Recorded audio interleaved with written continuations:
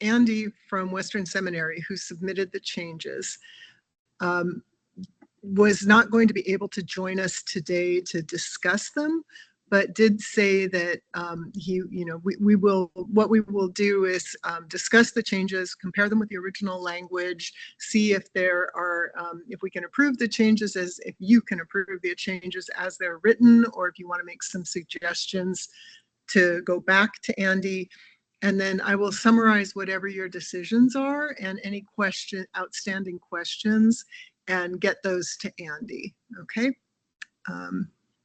So, all right, so I'm going to go ahead and get started by sharing my screen and showing you the original, if I can find it, show you the original, let's see, yes, okay. Hopefully what you're seeing right now is the page of the survey final that says sex, sexual orientation, and gender identity at the top. Are you seeing that? Okay, great. Okay, so these are the questions, the way that the council wrote them. So what is your gender? And then we included all of these questions. And just a reminder for folks, we based this off of some recommendations from the Oregon Department of Health Services that had done a lot of work in community settings, asking folks how they wanted to identify themselves. So that's where a lot of these came from. Everyone always has the opportunity to skip a question. They don't have to answer any question that they don't want to. That's more clear in the way that the questions are actually presented to them in the survey itself. So that's the gender question. And then the Gen 1 question is, do you have a gender identity not listed above that is specific ethnicity? And that was added because some of the tribes felt that it was important to have that as an option. They weren't comfortable with having the option of two-spirit listed with the others because they felt that some people were appropriating that identity. So people asked that it be more specific. There's the question about are you transgender? And then sex being different than gender. Sexual orientation, a bunch of different options there. And then the relationship question, which is, I've been in an exclusive or serious relationship, but not living together, etc. So those are the original ones. I'm going to go ahead and stop sharing now and see if I can bring up I'm going to try to bring up the requested changes. Let's see. Okay, hang on.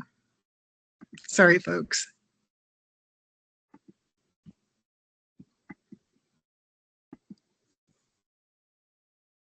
Okay.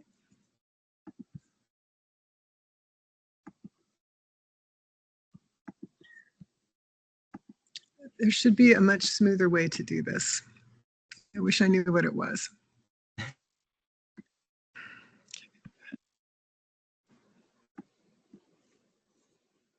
And I'm going to come over here to there. Okay, there. Okay. So hopefully what you're seeing now is the Western Seminary request for changes. So they wanted to change the gender where we have that long list of options. They wanted to change it to only having the following options: woman, man, prefer not to answer. They would like to remove the question, the Gen 1 question, which asks, do you have a gender identity not listed above that is specific to your ethnicity? So they want to omit that question. They want to omit the question that asks, are you transgender? For the question about sex, they want to only have female, male. They want to remove the intersex, unsure, I don't know, not listed. And then for the relationship or orientation, they want to have either straight or heterosexual, or prefer not to answer, or remove the question entirely. I think that's a typo where it says either to possibly include this question. And then to remove the option for living together with my partner, and then change the other wording. Okay. I'm going to stop sharing so we can have a discussion. Let's see. Kevin has also linked the original survey in the chat. Thank you so much for doing that, Kevin. So hopefully you can open both of those documents and have them in front of you. Hi, Martina. I see your hand up. You're muted. There you go. I had a question maybe to start off discussion, but if you had anything else that you wanted to preface with, I can wait. Okay. I think the one question that would be most helpful for me as we go into the discussion is, they specifically say this is a result of religious convictions and beliefs. Is there any are there any laws or any legalities that we need to think about as we address their request? Is there anything in the legislation? I don't have it memorized, right? You guys are really good at knowing it front to back. Is there anything that we need to be thinking about from the legal perspective before we answer their specific requests? Martina, you and I are on the same wavelength right now. I just was looking up the bill. I was fighting my copy and paste mechanism. I'm trying to get the specific code that requires that we ask about both sex and gender identity. I remember we've given similar feedback to similar suggestions from a similar school in the past, and I think that is what we landed on, was that because the statute specifically asks for gender identity and sex specifically, that we had to reject those changes. If I remember correctly, also, it was the similar reasoning that you just mentioned, Rowan, of we did get feedback from the Oregon Department of Health as to how to structure those gender and sex categories. I mean, obviously, in my opinion, I think those things kind of are important in the framework of why we built the survey we did in the way we did. Correct me if I'm not remembering that correctly, but yeah. Oh, thank you, Ron.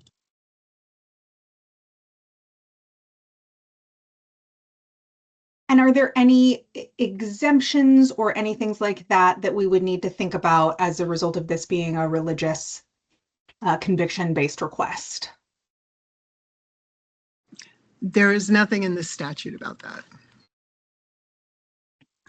Yeah, I was just thinking off the top of my head, if there are any, it would be in a different component of the bill. It would not be with the climate survey. So yeah, I think we're good.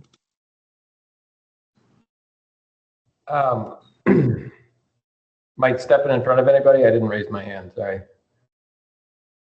We good? Okay. I don't remember how we discussed this before, to Andrew's point, but I do think we've vetted this before, and to me, just one little example would underscore why we have to say no to this sort of thing. And that is if you have an experience on that campus based on your non-binary identity experience, and you are now being asked about it, you are being told you cannot identify that identity that is the basis for the experience that you've had. And on that simple consideration alone, it invalidates the entire utility of the survey just as a theoretical point of consideration. So, unless there was an explicit legal prohibition on us sort of insisting on sticking to the inclusive and comprehensive language, I would say this is relatively easy. I think they have to execute the law that the state has written, and if the state gives them a religious exemption, well, then somebody bring that to us and show us that. But if not, I feel like this one's pretty simple. It has to be what we wrote it to be. I can just, sorry, I'm going to go ahead and add just one thing. Is one of the reasons that these options were included was to ensure that the survey would be trauma informed. So allowing people to feel that they could identify themselves within the survey was considered to be an important part of that trauma informed framework. So I apologize. And actually, Sarah, if you could go ahead and raise your hand, I'm going to call on people in the order of the hand things. So I see Ian's hand is number 1, and then we'll go to Jimmy, and then we'll come back to you if that's okay. If Sarah would like to, or if Jimmy would like to go ahead of me, I can come in later, but I'm pretty categorically opposed to these changes. I am worried about if saying no means that they will not offer the survey. But at the same time, I think that an individual institution's religious convictions may not be the convictions of the entire student body. And by allowing these changes, we would be really alienating significant members of the community who may find seeing their identity on the form a little bit more reassuring about the safety and security of filling out the form honestly.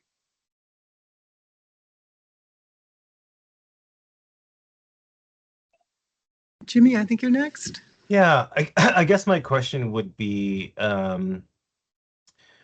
is this so I disagree with these changes, and I would say no based on the way that the statute is written.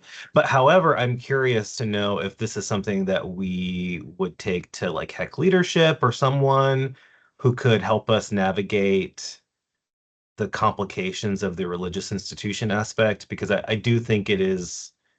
I wonder if our decision might open up some other opportunities for litigation or other places where we could create risk for either the state or for HEC. And so I would say before we give an answer directly back to the institution, my gut is to have it checked with someone like the attorney general, I don't know, someone that like could check to see, yes, can we say no to these changes, and then what does that then mean for whoever would take, and I'm sure this is an opportunity for someone to sue, and so what does that look like? And so I would say my vote is no on these, and also can that recommendation go to someone else before we confirm with the institution?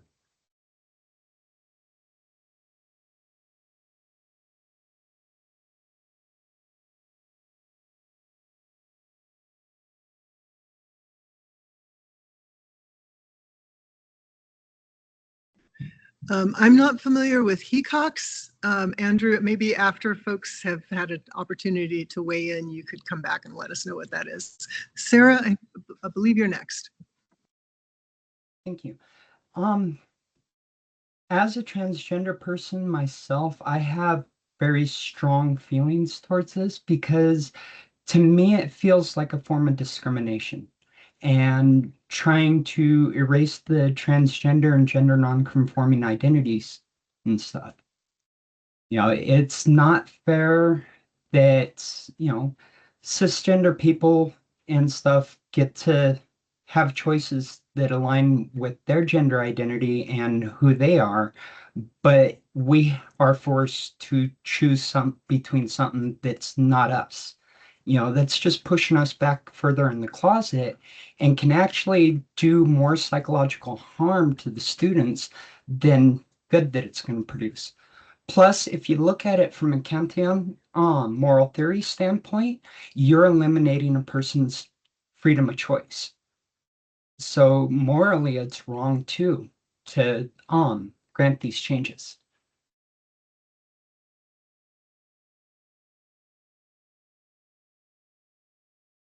So I personally, I don't agree with the changes that they're proposing, so my vote would be no. Thank you, Sarah. Caroline? Thanks everyone for who shared so far. I really appreciate it. I will echo Jimmy in the sense that I wholeheartedly disagree with the changes. The one piece that's coming to mind around what might be happening is that I just know on college campuses across the country, and because of the federal guidelines around sex and gender, and the material I'm seeing that's going to college campuses that have been shifting language and removing the opportunity to mark anything outside of male and female, which we're having a lot of problems with at our institution as far as saying like, we have to buy this thing, but it's not representing our students. I am also wondering if this institution is fearful about, if there's any part of this or they're fearful about how this could impact them federally. And if that's the case, what can we continue to learn to set them up for success, us up for success as well, while also getting to the point where we are going to ask them to, we are going to say we're not going to change anything. I am just curious if there's something more that we need to learn to be on the safe side for both the institution and the trouble they could get, maybe they're fearful of getting into, but ultimately to protect our students.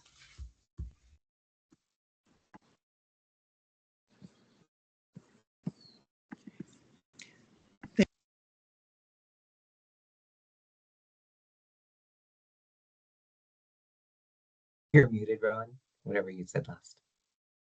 Sorry, Emma, I'm sorry. I believe you're next, Emma. Yeah, I would like to give my input. I am an undergraduate student at Corbin University, and I do agree with the request from Western Seminary, and Corbin University also upholds those same beliefs as Western Seminary. And I understand that this is a very complex situation. And I understand there's a lot of different experiences. But I just wanted to give my input as a representative from Corbin University that Western Seminary is not the only university in Oregon with these beliefs.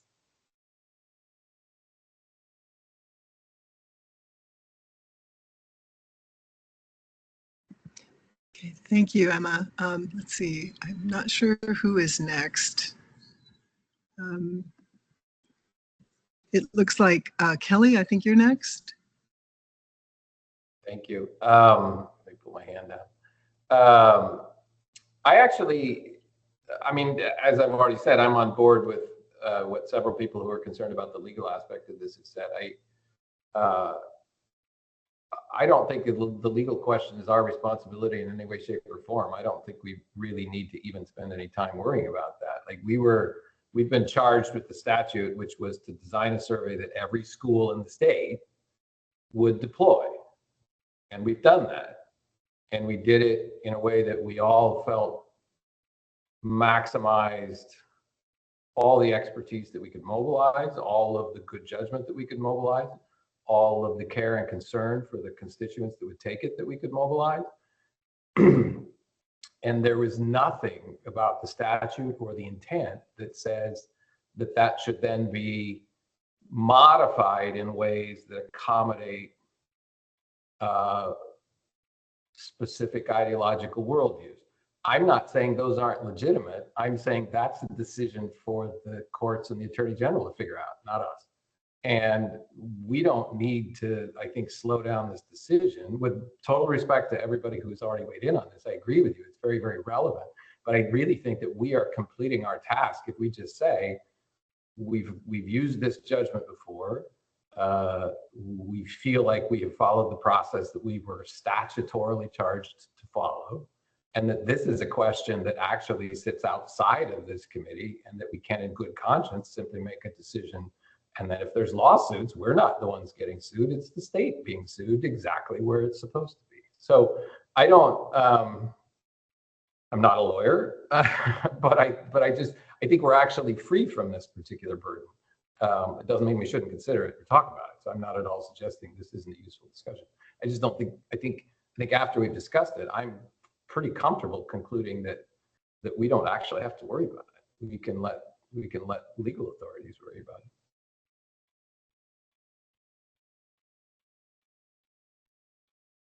Thank you, Kelly. Janelle, I believe you're next.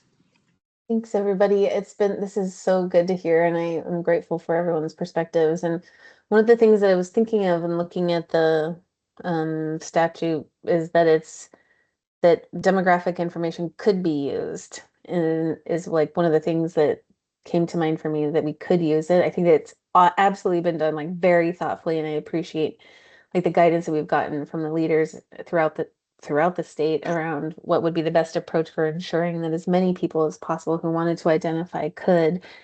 One of the things that came up when I saw the agenda and then the accompanying document from Western Seminary is wondering if, and I don't know their intention behind anything, but I was wondering for some institutions, for them to have that kind of identifying information could be harmful to the student. If the student decides to disclose pieces of their identities that don't align with their mission or values, it could have then an effect or impact on that student being dismissed from the institution, which isn't something, you know, that you all as the committee are deciding, and it wouldn't be because of the survey itself, but there was that question that came to mind around that piece. So in thinking about that and the potential impact for students, along with like the wording of could, like the demographic information could be used. And as well, there was one other piece, I think that it talked about like the optional questions, like that there could be optional questions or comment. I can't remember the wording, I'm sorry, but it was like at the end of the survey, you could fill out optional information. I wondered if that would be a thing, but I also agree with like what what Kelly, what you just said. And Caroline, I think like your thoughtful questions were really good, and but it was something that I kept on thinking about since the agenda and the requests for changes were made. I keep on wondering like about that aspect of like the unknown piece about how different institutions may respond to having that information disclosed to them, and if that would then have a downstream negative impact on the students. So I just wanted to bring that forward.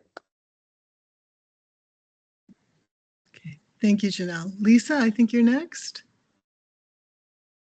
Thanks, Kelly. We see that.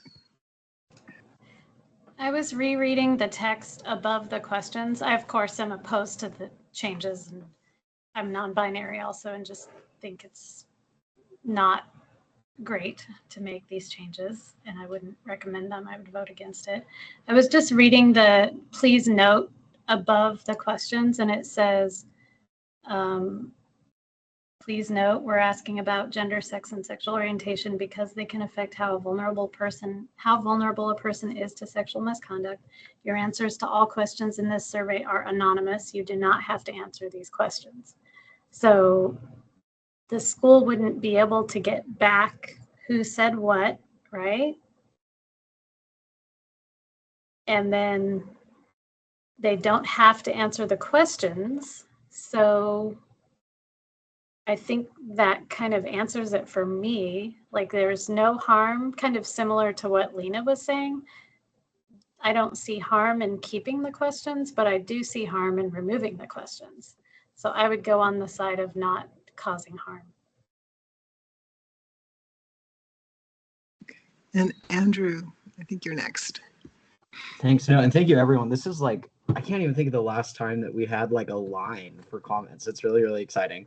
Yeah, I appreciate a lot of the feedback, and I think I agree with you as well, Kelly, that like I do think actually we have the responsibility to make a decision either way. Obviously, I don't think that would hurt to check in with an AG or other folks at HEC just as like a temperature check or a gut check. But I don't think that takes away from what our responsibility is, which is to review suggestions or suggested changes, right? The other piece as well is that the reason why we include demographic information in the base surveys is to identify at-risk groups. The very, very, very limited data we have on trans people experiencing sexual violence tells us that 1 in 2, 50% of all trans people you will ever meet will experience sexual violence at least once in their lifetime. I'm going to say that again, 1 in 2. That is greater than any other identity that people may hold, whether that's racial, disability status, anything else. And so I think if we want to have data that allows us to do something, then we need to be able to include the at-risk groups as well. We talk a lot about like statistical significance. We talk a lot about like, okay, we're asking schools to do all of this work to run the survey. What are we going to do with it? And I think this is part of that, is being able to know who's actually being impacted. The last thing I'll say, and this is very anecdotal because we're currently archiving New Hampshire climate survey data, trans people make up like 1% of the population, right? I don't think I've seen any survey reports that are like not N is less than 10 for trans identity, right? So I think it's also very fair to say that there's so few of us across the state of Oregon generally that I just want to reemphasize that it will cause more harm to remove these questions than it would to leave them in. But I will put it there. Thank you for this conversation. This has been very good. Thank you. And Martina, I think I'm seeing your hand next. Yeah, sure. This is thank you, everyone. I echo Andrew. It's really wonderful to hear everyone's perspective. In thinking about this, I agree with everyone, truly. And I think I would also just add that the existence of identities or life choices that don't meet an individual or an institution's own values, the existence of that in the world is not requiring that institution to take an action supporting or not that choice, that identity, et cetera. Right. This includes wanting to remove the option to say living together with my partner as one of the relationship statuses. The existence of people who live with their partners before they are married, acknowledging that those people exist, that that's a choice a person could make in their life, does not mean that the institution is making a stance on whether or not they condone it or agree with it or would support it, et cetera. So I can't imagine what the harm would be to the institution to acknowledging the existence of that. And I can see very clearly the harm to people from a trauma-informed perspective of not being able to clearly identify who they are. So my strong opinion would be that we don't approve these changes. Thank you. And Ian, I think you're next. And then Adea. Piggybacking off of what you just said, Martina, the lack of belief in the existence of certain parts of people's experiences does not negate the existence of them either. And by giving the survey, I'm not sure if schools are saying that this is a survey offered by Oregon or the Oregon Health Board or Oregon Higher Education Board, but the school itself does not need to be specifically endorsing existence of any identities by having these in there, right? This is just letting students know if you identify in any way, shape, or form with any of these groups, you are welcome to self-identify as such. And from a strictly, as a medical student now going into my third year, from a strictly medical science point of view, removing intersex as an option when you may not believe that that exists, it is a fact. It is a medically relevant fact that people who are intersex exist, people who are non-binary, trans exist. But it's just interesting that this is a sticking point. Thank you, Ian. And Adea?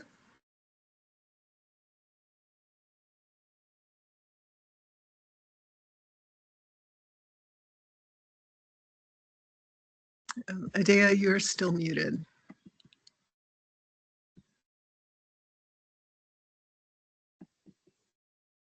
Okay. Okay, you are unmuted, but we are not hearing you. So maybe you could put your comments in the chat. Okay. Okay, great. Emma, I don't mean to put you on the spot, but because I think your experience may be more similar to the or you go to a school with a similar background as Western Seminary. I'm wondering if you could say more about why it would be problematic to have more options and more choices available than fewer. And if you're not comfortable saying that, I really don't want to put you on the spot, so don't feel obligated to say anything. No, I definitely am fine giving an answer. That is a really great question. And yeah, as a student who attends a university has the same beliefs as Western Seminary, I would say that I can't speak for him, but I would say like from our standpoint, like at least from mine, it's not necessarily problematic. I don't think that's the word I would use. Um, I think he said it very well, and he said it very simply that these options to the questions just don't align with our beliefs as a university. And when you, at least for Corbin, and I also believe for Western Seminary, in the application process, you do provide a statement of faith, agreeing that you align with the beliefs and the values of the institution. So with our institution, the undergraduate students all have the same beliefs and values. And so, yeah, I wouldn't use the word problematic. It just doesn't align with our beliefs and values as an institution. If that makes sense. Absolutely. Thank you. I think the only other thing that I would draw our attention to is if you have the survey open, just taking a look at the way that we ask questions about the questions that we are required to ask questions about different kinds of sexual misconduct that people may have experienced. And that includes whether the student experienced some kind of harassment or discrimination based on sexual orientation or relationship status or gender or perceived gender. And while I know that I think that all of us would say that we would hope that most students' values would align, that they would not discriminate against someone or harass them because they did not perceive them to be expressing their gender correctly, or they just did not agree with their sexual orientation, that sometimes that might happen. I think one thing that may also happen is that some students may experience in some settings a student who has more I want to say traditional and conservative beliefs and have you understand what I mean by that, but someone who had beliefs that were more in line with the kinds of expression that you're talking about, Emma, could feel that they had been harassed by students with a more liberal background, right? I'm thinking, I was at Reed College, for example, and I know that it was really hard sometimes for students to express that they did not agree with a certain lifestyle or with someone else's choices without getting jumped on. And I'm saying that very crudely, but I think you know what I mean, that there might be times when a student might be attacked for not being sexually expressive enough in certain environments. And so these questions are intended to draw out those kinds of experiences from students, as well as those and a recognition that those students may as well feel erased. So I think what I'm saying is it seems like having more opportunities to express your identity does not create the same kind of harm that might be caused by not having the opportunities to express that identity or to be punished by your peers for expressing that identity.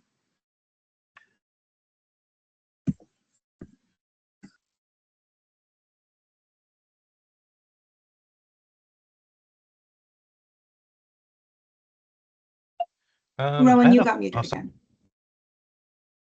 Yeah, you have vocals. Yay. Great. Okay.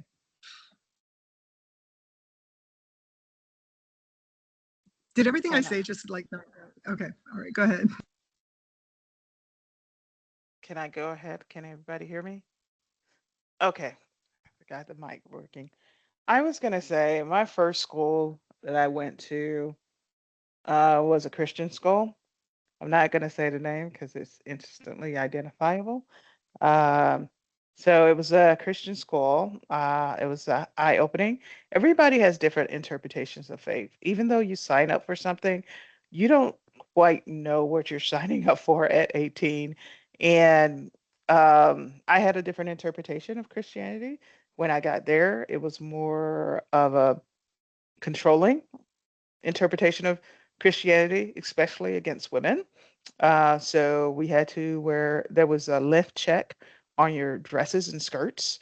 You had to have it a certain length. You had a curfew. Boys did not have a curfew.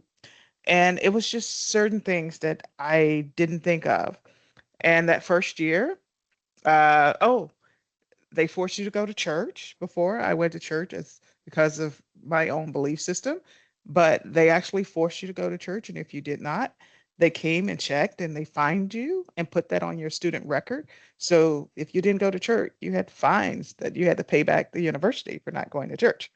So I resented that, and I think I perfectly stopped going to church that year for that. Had a bunch of fines on my student records when I finally left the school.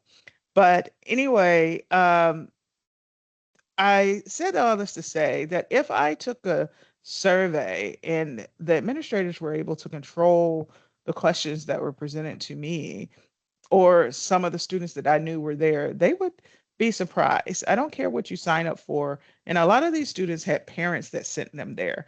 A lot of pastors' kids, a lot of parents that sent them there, and they didn't know what was going on with the students. One of my freshman uh, friends, when she got there, she was pregnant. Her parents didn't know. And someone found out she made a mistake and she left a pregnancy test out. And they found it in, apparently, they were checking our rooms too. And they found it in the garbage can and kicked her out the university. And if they would have asked me some questions about my experiences there, such as blacks being 1% of the population and all the blacks had black roommates. And I asked someone there, why is my roommate black? And they told me, this older white lady told me, well, we just put people together where they would feel more comfortable. And I'm like, you didn't even talk to me. You don't even know my personality. I choose my roommates based on if they like me and we get along. I got a mean ass roommate. She just happened to be black, but she hates me. So, yeah, so it was uh, leaving off questions based on what administration feels or thinks or believes is not good. I think we should just have everything on there and let the students feel who feels comfortable talking about that experience, talk about it and identify themselves. I do wish that if they go to those schools, because I've been to one of those schools for a year, there would, if that survey came and I choose to identify myself and I choose to talk about my experiences, let's say if I was gay or something and I choose to talk about those experiences, then and there's a small number, and how would we protect that student? Because I don't know if I would trust that university uh, to protect that information and to protect me, and because I've been to a private school. Well, this is public schools, maybe not. Well, it's all schools. So I've been to a school where they just made up the rules as they went, and they did whatever the heck they wanted and put lawyers down. So I'll mute myself now. Okay. Thank you, Adea. Georgie, I think I saw your hand, and then I'm going to address a couple of points that people have been raising throughout the conversation. So, Georgie, please go ahead. Okay, thank you. I am just genuinely concerned about the erasure that is being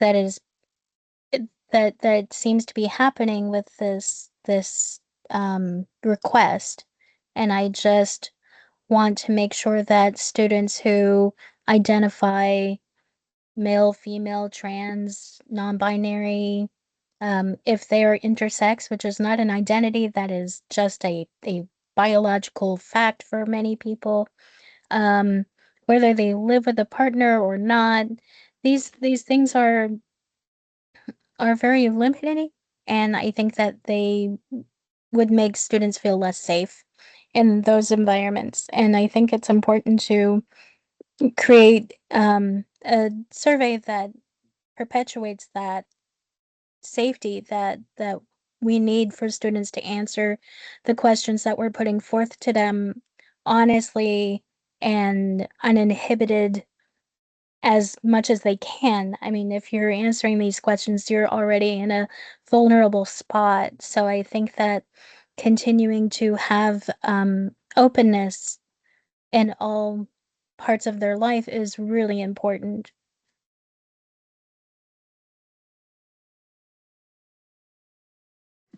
Thank you, Georgie. Jimmy, would you like to go ahead? Yeah, I think the conversation here is rich. And I'm curious about our next steps with the actual interview questions because I hear a lot of ideology, which I think is really important as a part of this. But my curiosity is, one, do we feel like as a committee we can make the choice without hearing directly from the person who is proposing the changes? Because I do feel like this one, more so than the others, might require a little bit more nuance as to the set of questions, the reason why they're, I mean, I know that there's some articulation there, but I'm wondering if we can follow up with the requester and um, before, I guess if folks are in a place where they're just going to say, we don't want to approve these changes, great. But if folks are still curious, I wonder if we can propose some questions that can be answered before we actually make a determination. I just think, I don't think it's required for them to be here to make the change. Is that correct, Rowan? Like they don't have to be presenting the change in order for the change to be approved. They can just submit the changes. Yes, they are given the opportunity to attend. He was part of the polling on choosing the date and time. So Kevin can correct me if this is incorrect, but he originally was available at this date and time. So he just let me know this week that he was too busy and was not going to be able to attend. He also had the opportunity to send someone else from the school. Gotcha. I think that kind of states to, if there was a real, like this was really, really critical to their mission, I feel like there probably could have been someone from Western Seminary with us here. Yeah, that totally gives me a little bit more context, and I'm going to withdraw my point because I think the number of opportunities, the opportunities to send a delegate, the scheduled time, I think gives plenty of opportunity for them to have shown up and answer questions, and I think that makes me feel more comfortable doing this in absentia. And so, yeah, I'll take back my comment. Thank you. Martina, I'm noticing your comment as well. I just wanted to clear up a few things. The survey is very clear in the introduction that so the students have information to read before they begin the survey. And it's very clear that the survey is written by the state, that's where it's coming from. It might be, we don't have any prohibitions on how the school wants to present the survey to its students. If they wanted to, in the email where they send out the link to the survey, if they wanted to, put a restatement of faith saying, we understand that there are some questions in here which may go against our beliefs, but the state is requiring us to ask them. You are not required to answer any questions. So that might be something that we could suggest back to them as an option. I'd also like to just kind of point out that sexual harassment, sexual assault, partner abuse, stalking are almost always prohibited by school policies, and yet people do them. So just having a policy in place is unfortunately not enough to get the kind of behavior that we wish we could get. I'd also like to point out that the questions are not specific in asking, have you ever been harassed because you're queer or trans or non-binary? The questions ask, have you ever been harassed because of your gender expression, your sexual orientation, etc.? And I have unfortunately seen a couple of instances where students who had more traditional identities or beliefs have felt that they were being pressured, oh, you say that you're cis, but have you ever actually experimented with gender? Or how do you know that you're straight if you haven't ever been with someone else? Those are also examples of harassment based on gender experience. So we want to ensure that all students feel like they have the opportunity to talk about experiences that they may have had that were negative.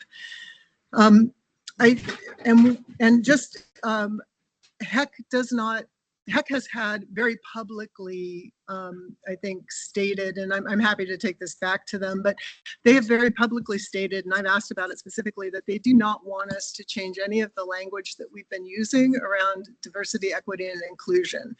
They are very comfortable with the pre-2024 language.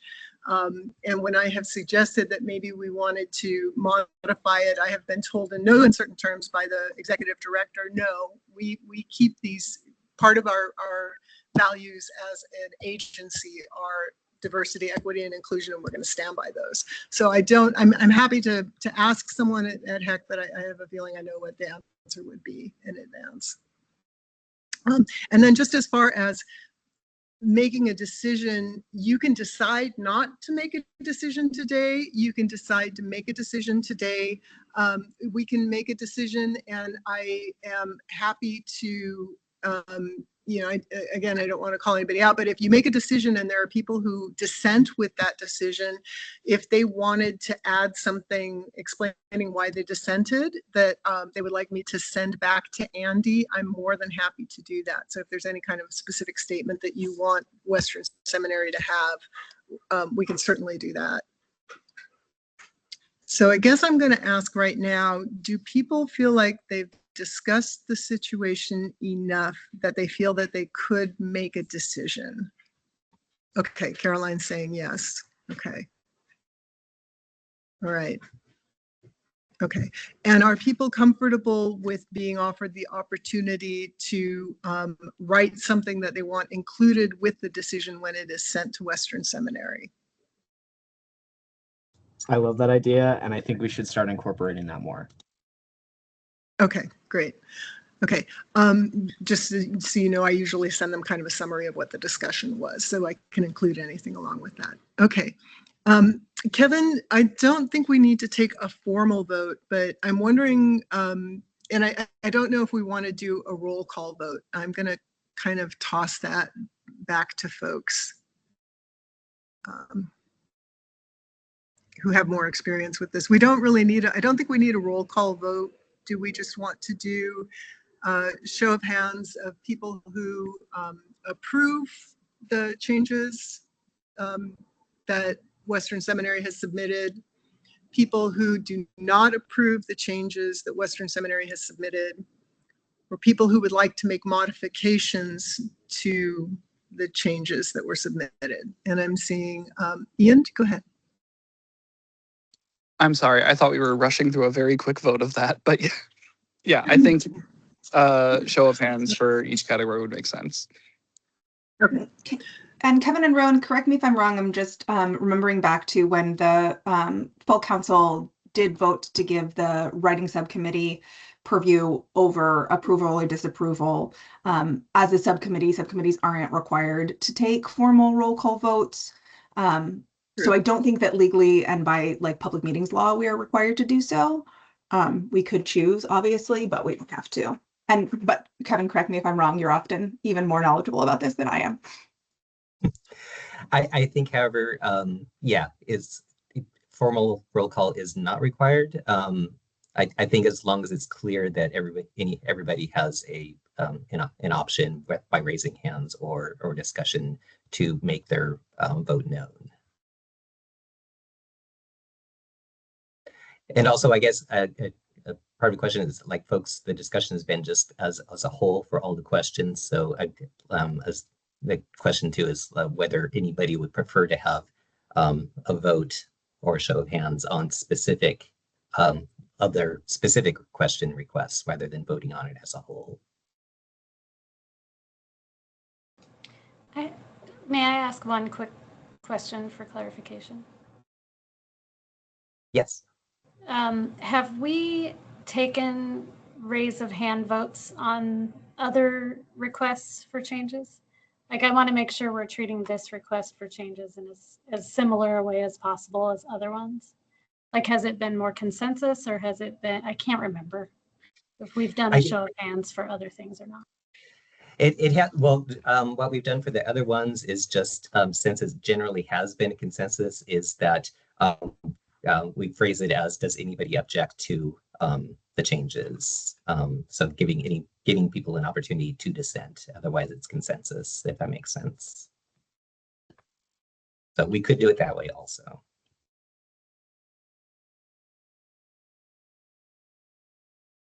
Well, I would perhaps then propose that we do a show of hands vote. I would also suggest that we vote as a slate and not individually, as the discussion that we've had throughout this hour has been about the full request and not each individual. And if part of the assertion that I have heard us make is that we're not making changes based on ideology, all of these questions, all of the suggested changes result from that, and therefore the answer is the same. Unlike some of the other times when we've voted question by question, because those questions have been about different issues. The changes requested have been about different issues. So I would suggest a hands up vote on the slate. I would like to clarify, since a number of people are off camera, that the hands up vote would be like the raised hand function. That way we can be accurate. Virtual and physical hands, all forms of hands are welcome here.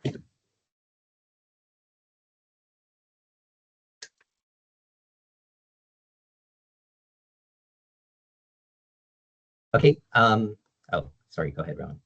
Sorry, I was apologizing. My computer died on me, but I'm back. And of course, you brilliantly have handled it. So I'll let you go ahead. Okay.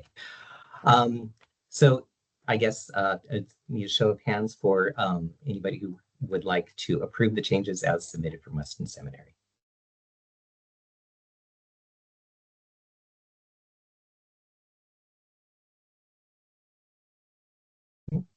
A show of hands, and a show of hands for everyone who would like to not approve the requested changes from Western Seminary.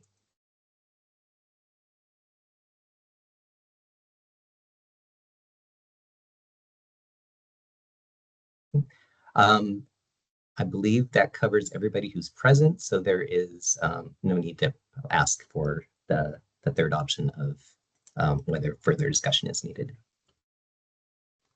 So obviously the majority is to reject the changes requested by Western Seminary. All right, thank you all very much. This was really incredibly useful, I think, and interesting discussion. And I again would like to, I will send out a summary to Andy, letting him know kind of overall what was discussed. If there's anything else that you would like me to forward to Andy, I'm happy to do that. Just send me an email with any language that you'd like to include. And with that, I will go ahead and suggest an adjournment of this meeting. Bye. Thanks, y'all. Thanks so much.